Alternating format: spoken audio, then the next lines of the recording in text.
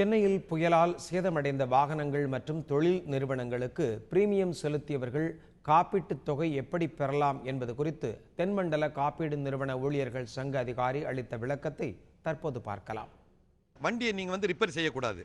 ஒரு கேரேஜில் கொண்டு விட்டுட்டு ஆஃபீஸில் போய் எழுதி கொடுக்கணும். இந்த பாலிசி நம்பருக்கு இந்த வண்டி எனக்கு டேமேஜ் ஆகிடுச்சு அப்படின்னு சொன்னால் நீங்கள் இந்த மண்டல அலுவலகம் சொன்னேன் இல்லையா, இப்போ 4 கம்பெனிகளுக்குமே மண்டல அலுவலகம் இருக்குது.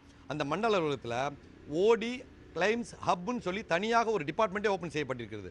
அப்போ அந்த இடங்களுக்கு சென்று இவர்கள் அந்த ஃபார்மை ஃபில்அப் பண்ணி கொடுத்தாச்சுன்னா உடனடியாக அந்த சர்வேயர் அப்பாயிண்ட் செய்யப்பட்டு அதற்கான அந்த நிர்ணயம் எவ்வளவோ அது செய்யப்பட்டு எவ்வளோ சீக்கிரம், இன்னும் சொல்லப்போனால் ஒரு வாரத்தில் 4 நாள் கூட கிளைம் பண்ணுறதுக்கான வாய்ப்புகள் அதிகமாக உண்டு. தனிநபர் விபத்து அதை காப்பீடுன்னு சொல்லும்பொழுது தனிநபர் காப்பீடுன்னு சொல்லும்பொழுது உங்களுக்கு அதை பில்டின் கவர் இருக்கும், 2 வீலருக்கோ அல்லது காருக்கோ.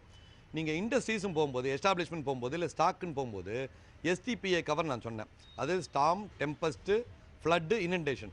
இந்த கவர் சின்ன ப்ரீமியம் ஆட் ஆன் கவர்னு சொல்லுவோம். அது எல்லாருமே எடுத்திருப்பாங்க எல்லாருமே. அப்போது அந்த கவருக்கு உட்பட்டு இருக்கும்பொழுது அவர்கள் அந்த பாலிசியோட காப்பி இல்லைன்னா பரவாயில்ல, பாலிசி நம்பர் அது சொன்னாலும் ரெட்ரீவ் பண்ணிக்க முடியும் ஆஃபீஸில். அதை எடுத்துக்கொண்டு நேரடியாக அந்த அலுவலகத்துக்கு சொன்னேன்னு சொன்னால் இமீடியட்டாக சர்வேயர் அப்பாயின்ட் செய்வதற்கான நடவடிக்கைகள் துரிதமாக இயங்கியிருக்கும்.